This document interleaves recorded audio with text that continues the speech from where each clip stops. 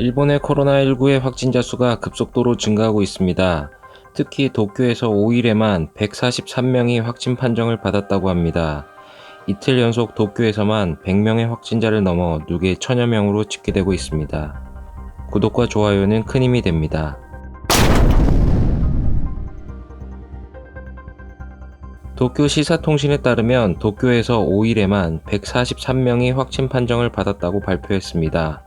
이는 도쿄 내 일별 감염자 수의 최대치이며 이틀 연속 일별 확진자 수가 100명을 넘어 누계 확진자 수는 1033명에 달했다고 합니다.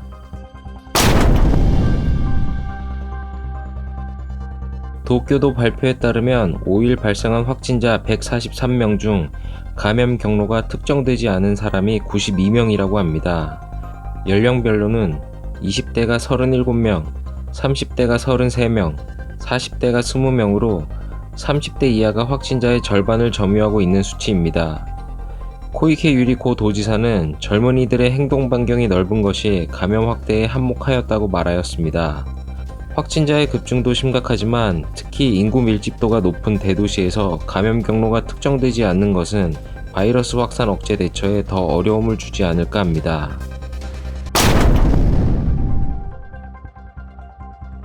아베 신조 일본 총리는 5일 카토 후생 노동상 니시무라 경제재생 담당상과 총리 관저에서 코로나19의 대응에 대한 회담 및 협의를 하였다고 합니다.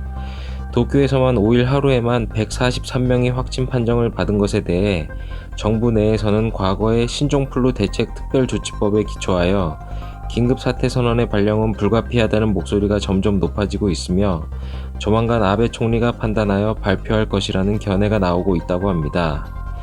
비상사태 선언이 발령이 되면 해당 지역 지사는 외출 자제의 요청이 가능하며 상업시설 등의 사용 중지 지시 및 병원 개설을 위한 토지의 강제 사용이 가능하다고 합니다.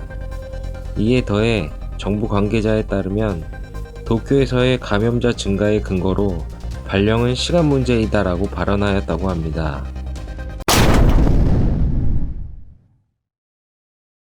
카토 후생 노동상의 TV 인터뷰에서 경제나 사회의 영향을 최소화하며 효과를 최대화하겠다라는 발언에 대해 골든위크까지 버티려고 한다면 큰 실수라고 생각한다.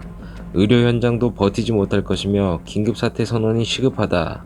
언제까지 책임을 서로 떠넘길 것인가? 어느 쪽이라도 좋으니 빨리 결정하여 선언하지 않으면 늦는다.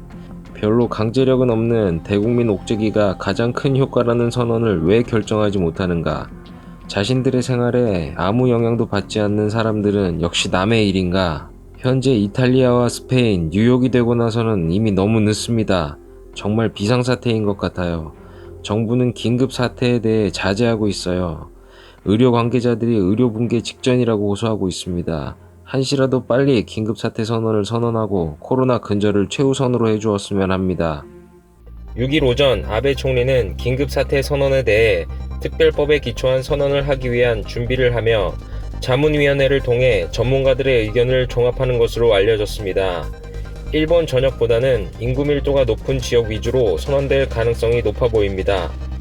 경제나 사회의 충격을 최소화하는 것도 중요하지만 코로나19의 근절을 위해서는 보다 빠른 판단과 선언이 필요하다는 다수의 의견입니다.